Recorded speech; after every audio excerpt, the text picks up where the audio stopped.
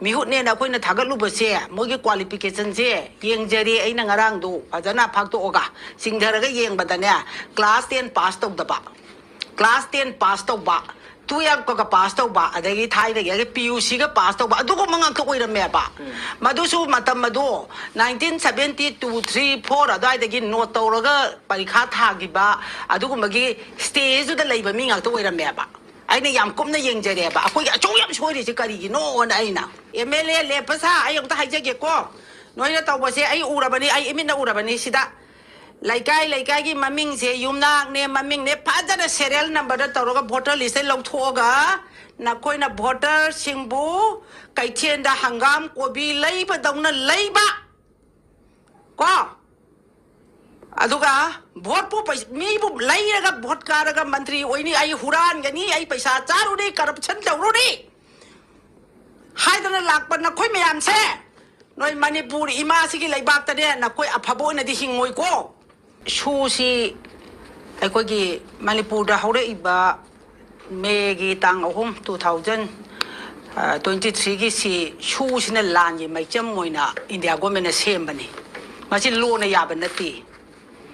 adubo makoina matam maduda phanabani haidana piram bo daga shu Eikhoigi matam da panbiri ba Congress party gi miut sing aduna amadi chief secretary kan head of department oina koigi paliba mayam aduna karigi damakta masibu praja da hangamdana magi processing kaino amalai haiba ko masidai sida praja da masingba leiba kai ba yabe agreement aruba masidai sida praja da masingba leiba kai ba yabe agreement aruba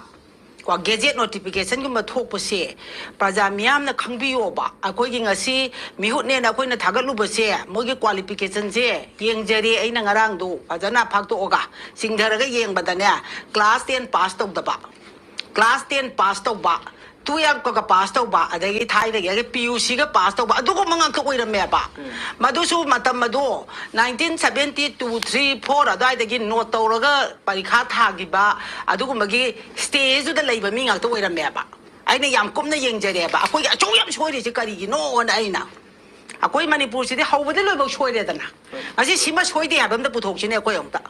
Sigi akoi channel sida oiro natraga akoi mayam abatopa da oiro natraga akoi mayam phambada meeting da akoi soida ba thabak amta puthok se ba akoi Manipur sida loina soire ise kaino da akoi na madugi mute khanbada soigi baine ba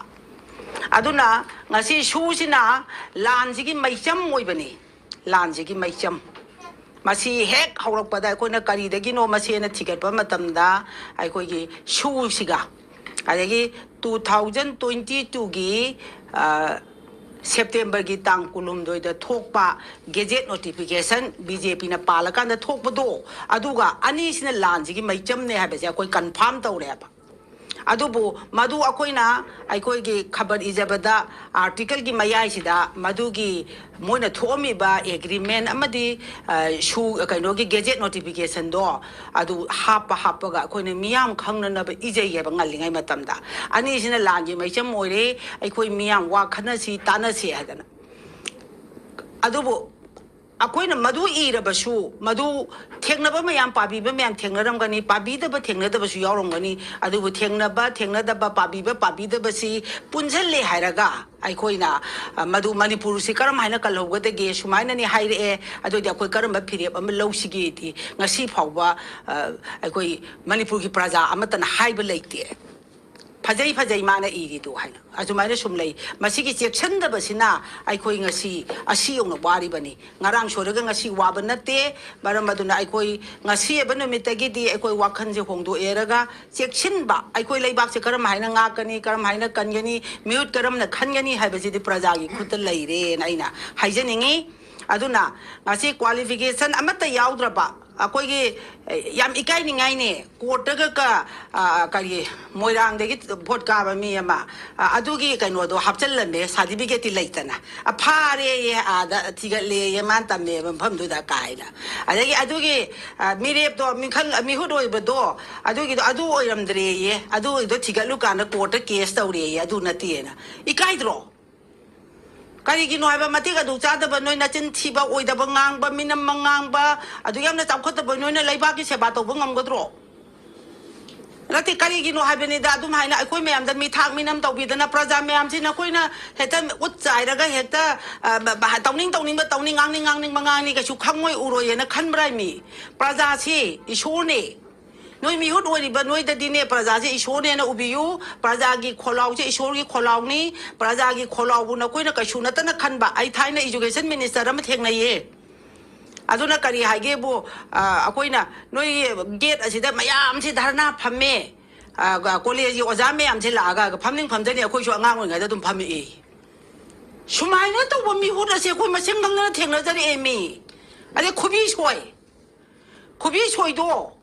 ดูตัวกันเนี่ยไล่ชูยาวแล้วเดี๋ยวพับบ่ไล่ชูชั่วโมงยาวดับคุบีช่วยดูก็ชุกไก่เดียบก็คุบีเนี่ยยาดีบ่ว่าลินเดียกี่วันนะก็ชุกไก่เดียดูบุดารามาไลบ้ามินุงชีไลบ้าปุนุงชีบ้าประจามียามบุพัฒนางากเชียนแต่นั่นตัวบีบ้ามีวันเดียก็ชุกไก่เดียให้บ้าอะดูชั่วโมงยาวดับเนี่ยบ้าไล่ช่วยเดียไล่ชูยาวเดีย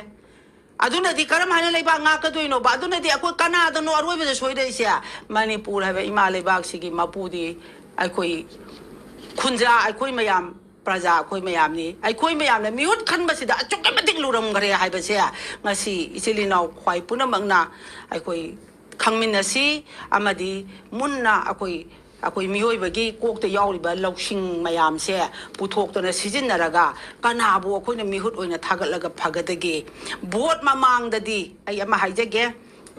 คุยมันนี่พูดกี่ situation แต่ยามจ้องนะมันมีช่างนะตาไอ้เบสิกี้มาที่มาหายใจแกบวชมามังเดีไอ้คุยบวชยาวเจอรอย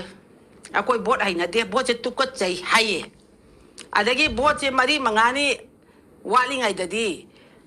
อะไรที่บวชที่ full interest เลยเนี่ยปะใครโน้ตมาอีจากจานันนับไปชาโลบะทับบันจงนับลีลาตรงนับไปชาโลบะมาเด็กี้ไอ้คุยไปชาสิไอ้คุยน่ะมังวันเด็กเราเนี่ยคุยมุ่งมีมังงานี่บอเตอร์สันลิเซียด้วยดีตัวมันก็วัดนั้นลูกปาลิซิงอันนี้ปีละดีตาราไว้เลยอะไรจอบก็วันเด็กชอบมุงลงด้วยนี่ดูน่ะมาดิลิซิงอามันเตยเลยด้วยดีมังงานี่ด้วยดีลิซิงตรามาเลยเลยอะไรกุลเลยนี่กุลทราเลยนี่อะไรที่ไปชาโดที่หลังตระกันน่ะเอเจนเนี่ยทัดดูอีบางคนมันพูดว่าจะตัวริเช่อะไรกี้เสียเอเมเล่เล่ภาษาไอ้ยังต้องให้เจ๊เกี่ยวน้อยจะตัวเสียไอ้อูระบันนี้ไอ้มินอูระบันนี้สิดาไล่ไก่กี่มามิงเสียยุมนักเนี่ยมามิงเนี่ยพัฒนาเซเรียลนับบัตรตัวก็บอทลิสต์ลงทั่วกะนักคุยนับบอทชิงบูไก่เทียนดาหังกามโกบีไล่บะตรงนั้นไล่บะก็อะดูกะบอทผู้ไปมีผู้ไล่ระกับบอทการระกับมันตรีโอ้ยนี่ไอ้ฮุรานกันนี่ไอ้ไปชาจารุดีคอร์รัปชันเจ้ารุดีให้ตอนนั้นหลักปันนักคุยไม่ยามเช่น้อยมันนี่ปูริมาสิกิไล่บากแต่เนี่ยนักคุยอภับโอนที่หิงงวยก็อะดูนะสมัยนั้นลิสต์พงตัวกะอะได้กลับกี่มีสิ่งสิคอยเอ็นมาซาไปด้วยนี่วักกันไม่ยามเช่อิมุงเราตั้งกันลิสต์ติกมากตัวเราไปใช้เยลิเนี่ยสิบุยเอเชียดันโลนยาบเราบอทไปใช้เย็นแล้วก็ไปเย็นไปช่วยยาบไรบ้าฮันลักMP election ด้าไปใช้เย็นแต่น่ะกงปันด้าฮันละมันงงไม่น่าปาลีจะให้หุ่นบุตรชูบามายังเล่นด้าอะดูน้องไม่มารู้ตัวเราทุกไปยาดเลยเขาจะน้องไม่มารู้ย้อนเลยดิบันนี้นุปาตัวอันโตสิกุมบ้านี่ที่นิยมนายด้าบ้าอาชีพพวกห้องนับไรบ้านักคุยห้องเจ๊อาโจกยามน่ะอีรังสิเนมดาบังกวันเลยตระบาพัดตระบาคุกีไปซาสิงสินะมาจนที่ตนะโอ้ยดาบังงังตนะจะฮีสันนี่จะหุ่มบพาดริบมาคุยนั่นลำจะหลักบรีพิวจีมวยน่ะรีพิวจีกี่ตามเอาหุ่มลักรีพิวจีพันเล่าอะไรให้ตนะอาชีพกูมารีพิวจีเนี่ยให้ไปกี่ prop debt เลยระบมวยน่ะ separate administration ปีอยู่ไอ้อะดูสารการเนี่ยน้อยไม่เอาหน้าป้าเลยก็หลายที่ช่วยตาบ้าหลายที่ให้ตาไปทำไมไม่ตังค์หมดจะมาเนี่ยนะให้ตราอะดูคนบ้านน่ะคุยนะมาฟ้องมารำคังกันนะบางปีไปทกปะบางทกปะ agreement จะบางอีได้ทกปะเกจต์ notification บางทกปะเกจต์ notification ทกปะมาตำดาชู agreement ปีบะโอ้ยรอ any agreement เลยบางไกลแบบปีบะตาระบดีกันยี่ให้ public ตะ before 3 months นะคุยมาชี้หักก็ตะบันนี้เบียดยาคังเงินก็ตะบันนี้ภาษาที่อายาบเราก็ตะบันนี้ยาดีให้บะมาตำดาทกปะยาดีให้บะมาด้วยมินิงคังตะบะ Congress BJP น้อยกันกี่นอน้อยคุยพวกแกยังไม่รู้สิเต้น้อยคุยจะประจามันนี่น้อยนิยมนะต้องมาทำตัวนี้กันกี่นอมาเรื่องมาดูนะไอ้น่ะให้เจนิงบดีเขาจิกไล่บดีเขาคุยมันเขาเพล ꯍꯧꯖꯤꯛ ꯀꯣꯟꯅ ꯂꯥꯛꯄ ꯊꯕꯛꯁꯤꯗꯩꯁꯤꯗ ꯑꯩꯈꯣꯏꯒꯤ ꯍꯧꯖꯤꯛ ꯃꯥꯡꯗ ꯇꯥꯔꯤꯕ present ꯏꯁꯨꯁꯦ ꯃꯁꯤ ꯅꯣꯏ ꯀꯔꯝ ꯍꯥꯏꯅ ꯂꯣꯏꯁꯟꯒꯅꯤ ꯍꯧꯖꯤꯛ ꯀꯨꯀꯤꯅ ꯁꯨ ꯁꯥꯡꯗꯣꯛꯈ꯭ꯔꯦ ꯍꯥꯏꯔꯤꯁꯦ ꯑꯩꯈꯣꯏ ꯚꯥꯔꯠ ꯁꯔꯀꯥꯔꯅ ꯃꯇꯦꯡ ꯇꯧꯔꯕ ꯚꯥꯔꯠ ꯁꯔꯀꯥꯔꯅ ꯃꯤꯆꯪ ꯆꯪꯉꯕ ꯑꯁꯤꯒꯨꯝꯕ ꯀꯨꯀꯤ ꯍꯥꯏꯕꯁꯦ ꯃꯁꯤꯗꯩꯁꯤꯗ ꯑꯩꯈꯣꯏ ꯎꯔꯕꯅꯤ ꯑꯩꯈꯣꯏ ꯄꯨꯝꯅꯃꯛꯅ ꯑꯩꯅ ꯍꯥꯏꯕ ꯍꯥꯏꯗꯕꯒꯤ ꯋꯥ ꯅꯠꯇꯦ ꯂꯣꯏꯅ ꯎꯔꯕꯅꯤ ꯎꯔꯤꯕ ꯄꯣꯠ ꯑꯁꯤꯗꯅꯦ ꯑꯩꯈꯣꯏ ꯀꯩꯗꯧꯁꯤꯒꯦ ꯍꯥꯏꯕꯁꯦ ꯑꯩꯈꯣꯏ ꯍꯧꯖꯤꯛ ꯈꯟꯅꯕ ꯃꯇꯝ ꯑꯣꯏꯔꯦ ꯍꯥꯏꯕ ꯌꯥꯝ ꯊꯦꯡꯃꯜꯂꯦ ꯍꯥꯏꯕꯀꯣ ꯃꯔꯝ ꯑꯗꯨꯅ ꯑꯩꯈꯣꯏ ꯍꯧꯖꯤꯛꯁꯦ ꯏꯟꯇꯔꯅꯦꯁꯅꯦꯜ ꯂꯣ ꯀꯣꯔꯠꯇ ꯑꯩꯈꯣꯏ ꯆꯪꯖꯔꯒ ꯑꯩꯈꯣꯏꯒꯤ ꯃꯅꯤꯄꯨꯔꯒꯤ ꯀ꯭ꯔꯥꯏꯁꯤꯁ ꯃꯌꯥꯝꯁꯤꯒꯤ ꯑꯆꯨꯝ ꯑꯔꯥꯟ ꯄꯨꯊꯣꯛꯄꯤꯌꯨ ꯍꯥꯏꯗꯅ ꯃꯗꯨꯒꯤ ꯖꯁꯇꯤꯁꯇꯨ ꯐꯪꯅꯅꯕ ꯑꯩꯈꯣꯏ ꯍꯣꯠꯅꯃꯤꯟꯅꯁꯤ